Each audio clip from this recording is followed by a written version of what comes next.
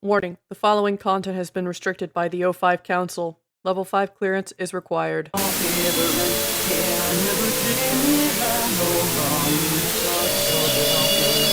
What's up, fellow internet denizens? The SCP database has gotten so big that there's bound to be a few entries that just don't belong. Some were probably written for the lulz many years ago and nobody really saw them, so they just slipped through moderation. Others seem to miss the mark, or maybe I just don't get them. Even more others refer to dated memes that someone decided to write fanfic about. I have been collecting this list over the past couple of years in order to show you guys what I mean. Also, I'm not including J-class here because those are meant to be silly and out of place. Alright, enough yapping, let's talk about some bad SCPs. SCP-2339 is just bees that play Flight of the Bumblebee and a couple other classical pieces when given instruments. That is all. Now, a good SCP has a good reason to be kept locked away, either to save the Foundation or world in case of an emergency, to protect the populace and or the universe, or to keep people from realizing that the world is weirder than they think. Now, if these bees are just left alone, they do bee things. The only, and I mean only time they do anything abnormal is when presented with instruments. How did they discover this? A hive just moved into an abandoned symphony hall. The author notes a similarity to 2849, which leads me to believe they were inspired by that one when they created this. This should have just been a J-class, honestly. Speaking of things that should have been J-class, remember 5 years ago when Among Us was popular and funny? Well, this was written around that time, and initially I found it amusing.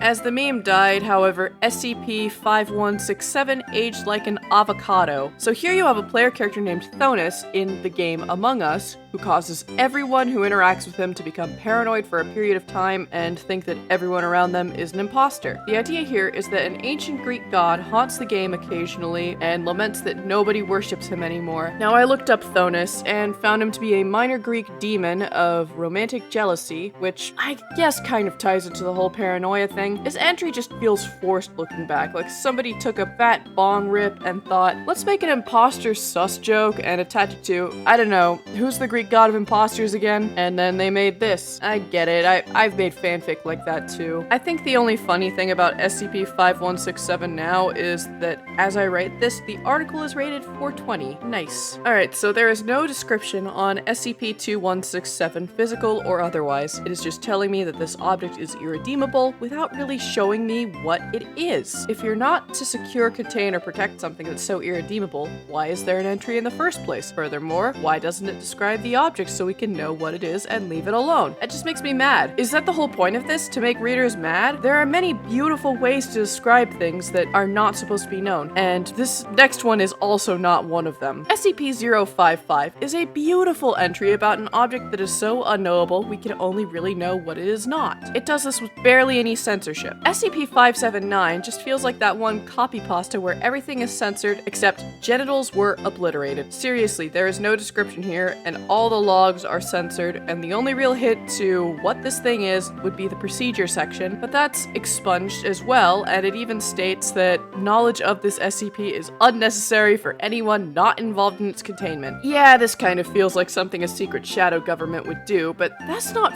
fun. The reason people keep coming back to the SCP Foundation is the cool weird stuff. Sure, a well-placed redacted aids in a good story, but when the whole story is redacted, there's no real point in my book. Speaking of writing choices, SCP-732 is an entity that causes anything written about them to be changed into Ebony Darkness Dementia Raven Way tier writing. While I am a fan of my Immortal and bad fanfiction in general, this also feels like something that belongs in J tier. 732 just feels like somebody read My Immortal or Sonic High and thought, what if this were a minor mimetic threat? Alright, this next one is just stupid. SCP-7052 is the act of sticking a spoon up your rectum. So basically, doing this procedure causes your body to heal, your luck to increase, and your attractiveness to go up, allegedly. Apparently, the more you stuff up there, the more powerful this effect becomes. What irks me is there are only a few listed cases. Knowing how many people end up in the emergency room for similar incidents, how is this information not breached containment sooner? Furthermore, the poster they have to dissuade this behavior looks like a bad meme my brother would come up with in high school. This is another SCP that should have been J-class. This isn't the the only SCP that centers around disgusting bodily stuff, though. SCP-597 is a giant mountain of mammary glands that is irresistible to anyone that passes by. It causes various fixations and fetishes, ultimately leading the victims to suckle on the mountain for eternity. I have seen people say this feels like a fetish, but I personally disagree. I think this is more along the lines of when you're in high school and you learn about Freud for the first time in depth and you think, wow, that's deep, man. What if I turn that into a monster? I've done this a few times, as I am sure everyone has. Hell, I think I might still have my what if schizophrenic people were right